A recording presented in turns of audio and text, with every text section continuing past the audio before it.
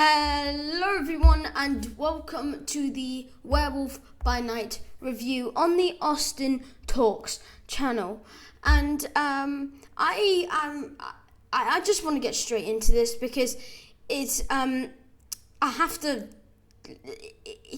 it's just something that I can't go untalked about, if you know what I mean. So I think there's no way you can sugarcoat this other than just let's get into it. So, how good was it?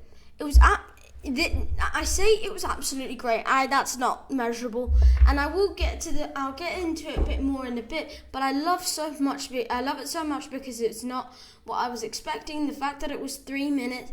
That I was 3 minutes and craving popcorn from my local cinema was like a good sign. So I was just like, I was sitting there. I was sitting on my bed, just as I said. I'd like watching it with a pillow. I didn't need to.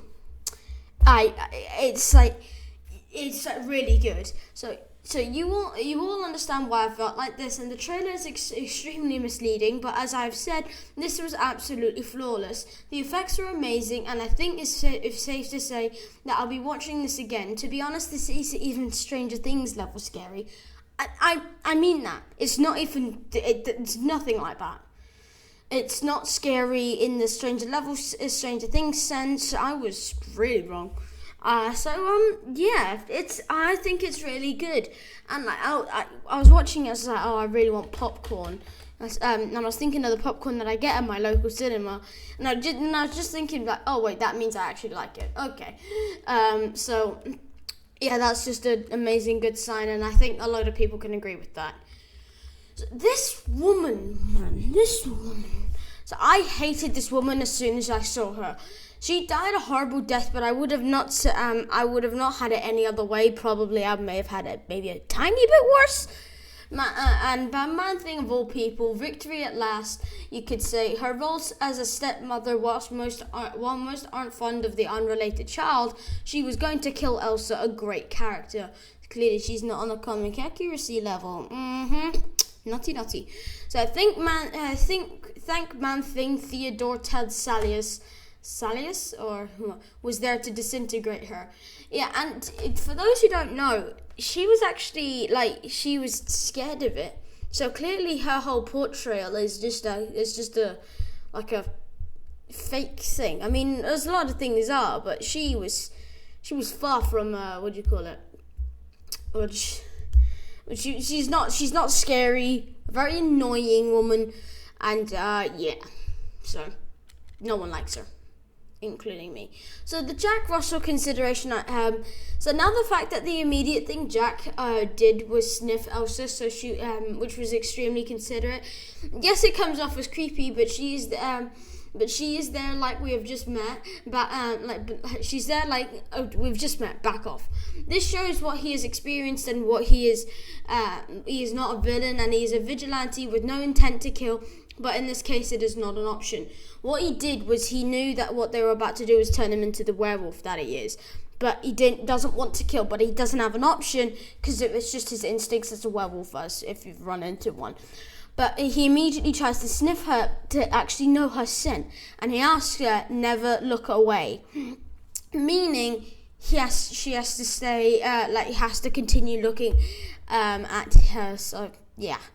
It comes off as creepy, don't get me wrong, but he's doing it for a good reason, and I think it's actually quite good consideration. So take it or leave it. So was I satisfied with the length? People say it felt like a really draggy movie, and that you can go on Rotten Tomatoes, you can see that. But you know me, I shall be honest, and it was not long enough. No, sir.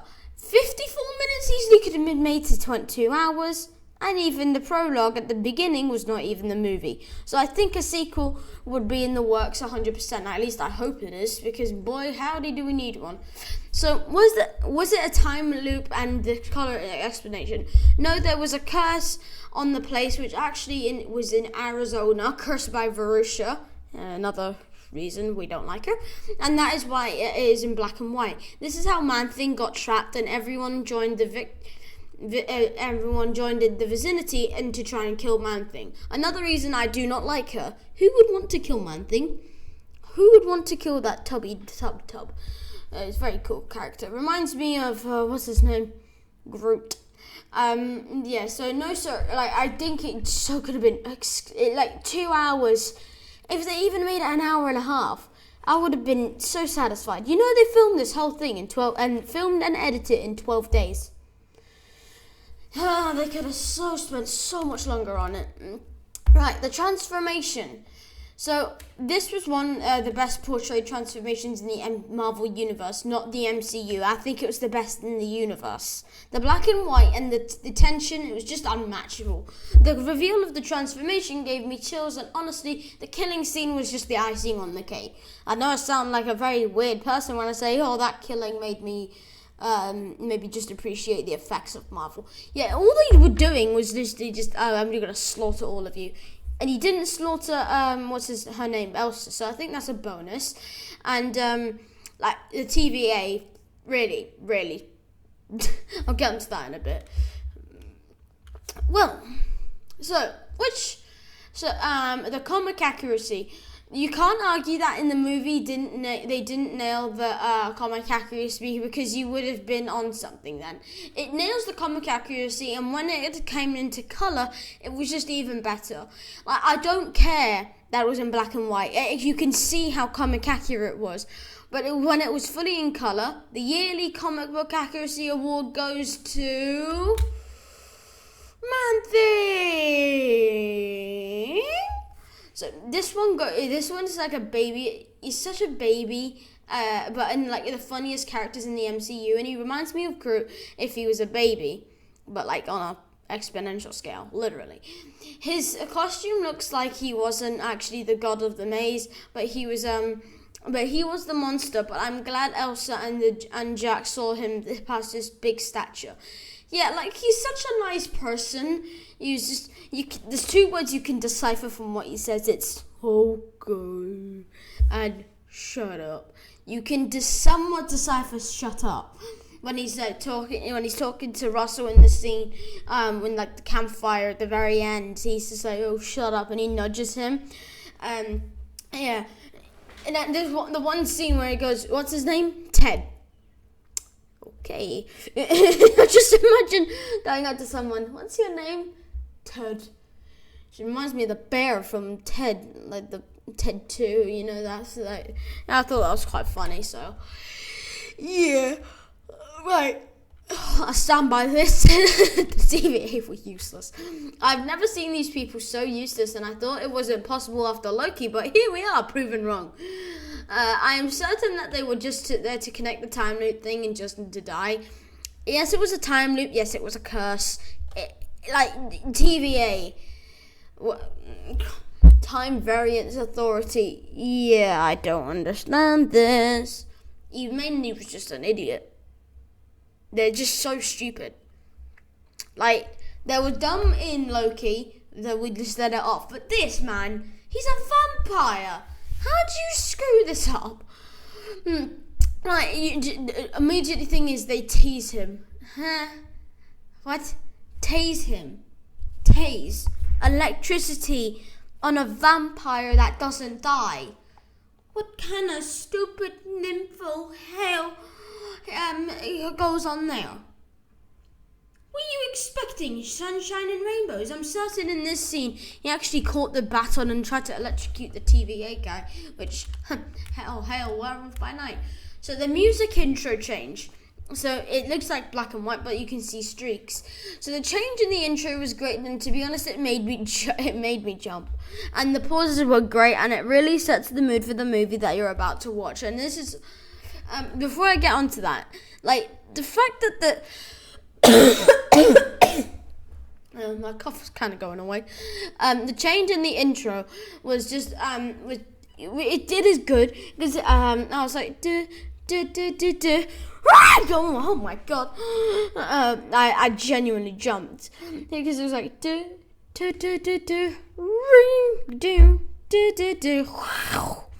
so yeah, and this is all thanks to Michael Giacchino. I am so sorry. I know I butchered that name. So, Kevin, let's get real for a sec. Why is he not a full-time director? Take everything aside. He composed a lot of the DC films. And he composed and directed this special. And you are in the wrong profession, my friend. Get your bum to the Disney HQ and start directing films. I think that this is a perfect opportunity for him because it has his time. And it was like a perfect time for him to shine and possibly the sequel to Midnight Suns, please. I ask nothing more, just a Midnight Suns, please. Right. Yeah, I thought this was great, and it's just he's in really in the wrong profession. I hope this is a wake up call for him. Like, you have to be really he nailed this to the natural bone. Right. Right. Is Man-Thing good or bad? In the comics and in parts of this, he is made out to be a bad guy, which he isn't. He is a kind-hearted Plant Groot ripoff. And no one can sit here and tell me he is not a ripoff of Groot. He is. Captivated by Verusia, the person nobody likes. He's not a bad person, but the way he kills is for sure the worst than some of the stuff that has appeared on Netflix. Honestly, that much. Yeah, if you know what I mean, you know what I mean. What I say is just, it's like the way he kills is some of like the worst, is like borderline the things that has just appeared on Netflix like a month ago. So, yeah. So, is Man-Thing good or bad? No, he is not. He is a good person. He is a very kind-hearted Plant Groot ripoff. Now, how did Jack and Ted become besties? Ah, oh, so cute. Right. Whilst this isn't clear, it doesn't really need to be told. They are best friends. They're one of the best duos in the MCU, but just from a 54-minute special. But we do not need to question it. Ted and Jack seem like they're both troubled people, so if they are both friends, it would be easier just to cope like that, right? Like, if you're someone that's like suffering from like, if you're just like both troubled people, that's like who you'll get friends with, because you both have a common you'll both have a common trouble in your life, so it kind of makes sense. So yeah. Right. How will it help with the future of the MCU? These are off the top of my head of what I can actually take into mind. So Loki Season 2, Blade to an extent, which actually has now been delayed, so I doubt it. Moon Knight Season 2, Captain America 4, had to, I obviously had to put this in Midnight Suns, obviously. And, yeah. But really, just I'll get to Captain America 4. I don't know how it can link to Captain America 4, actually. I was actually told to put this in because it's going to link with a fan theory that I'll get onto it apparently later. Loki Season 2 because the TVA, Blade because it's links to Midnight Suns, Moon Knight Season 2. They already showcased this in Moon Knight Episode 2. So please, Moon Knight Season 2, please. Anyway, right, this is the best Disney Plus project ever. People think this is an over-exaggeration, but I really do stand by this. They think that this should be an episode like Moon Knight, but I disagree. It deserves its own storyline, but the worst part is it's only held high because it is a part of the MCU, which I think is absolute crap. It is absolute crap. I don't think it's just held because of the MCU. It's not. It's held because it's a really good special. And for a film that's 54 minutes, it doesn't even exceed an hour. Like, it's definitely on there. It's got over 90% on what's it called? Rotten Tomatoes. So boom, take that. Right. I'm going to say this, it's a weird storyline, definitely could have been improved, but the effects, oh my god. Right, I can't say I was fond of the whole Maze Runner thing, and like with the whole tentacle thing being bad thing. And the last one standing, but I got so sidetracked for how amazing the effects were. There was no wasted effort, and I think that they should have been the same for every movie, but this is different for sure. Yeah, like, it is really different, and it should be different, but this is to an extent where, like, we're on a whole different ancestral plane. Like, this is real different. So I think that's something that should be recognized. The amazing effects. Yes, it's a weird storyline. Maybe we'll have a second one. Please make a second one, Marvel, please. But like, I honestly think that this will go far. This will really go far. But people who say it's draggy, maybe watch it again. Right. I have a lot of sympathy for this person. So Elsa has a pretty messed up family, so her appearance on the Hunters list angered her stepmother, as I have. I didn't like her from the start. As I'm talking about Marusha there, not Elsa. The concept of the Bloodstone family is weird, but like, Elsa is what brings it full circle. Yeah, like the whole Julius Bloodstone, Verusha Bloodstone, it's kind of weird. There was a theory I saw online that it's not on here, but Verusha killed Julius. That was just like, well, that would have been fun to see. It's just like, oh yeah, your stepmother actually killed your real father. So clearly, this whole family heirloom thing is going pretty well. So yeah, and this orange, like the orange color back, and it's clearly that the bloodstone that there is, which is conveniently what they use in their family. The bloodstone is actually a what's it called?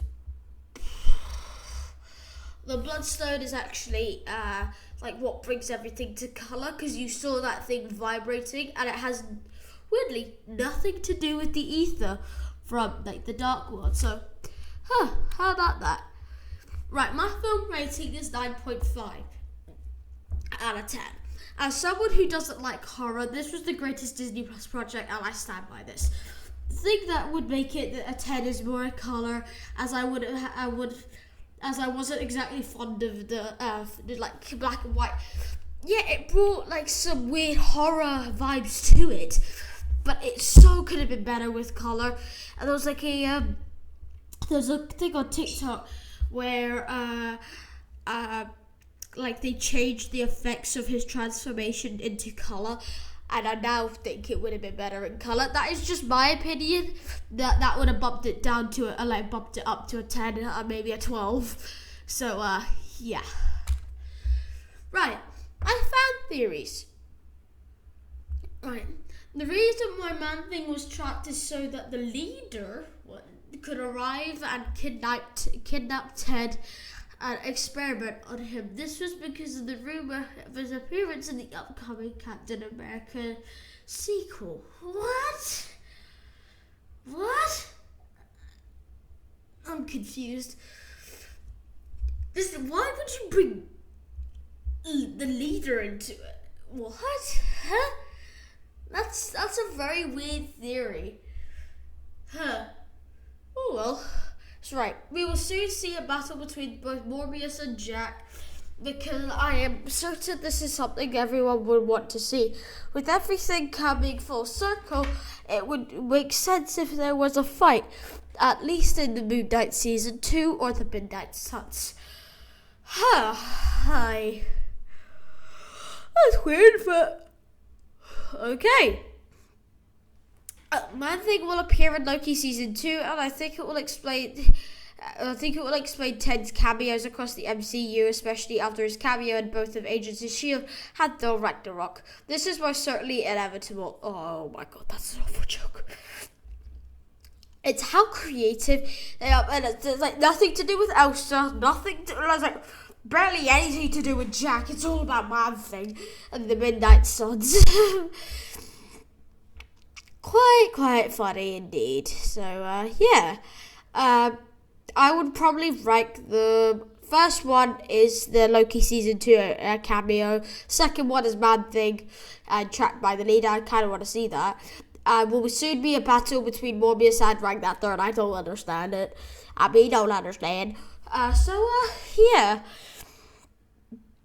That is weird. Okay. Yeah, that's a weird collection right there. Okay, well, that will be the end of today's video. I hope you've enjoyed the review for Werewolf by Night. I can definitely tell you I really enjoyed this. Yeah, and I think this has like full potential to be more than it already is. So, Michael, I'm just gonna call you Michael because I don't want to butcher your last name. Let's make it happen. He's a good character and you did a fantastic job and all the covers were amazing. So, other than that, I will see every one of you in my next video. Bye!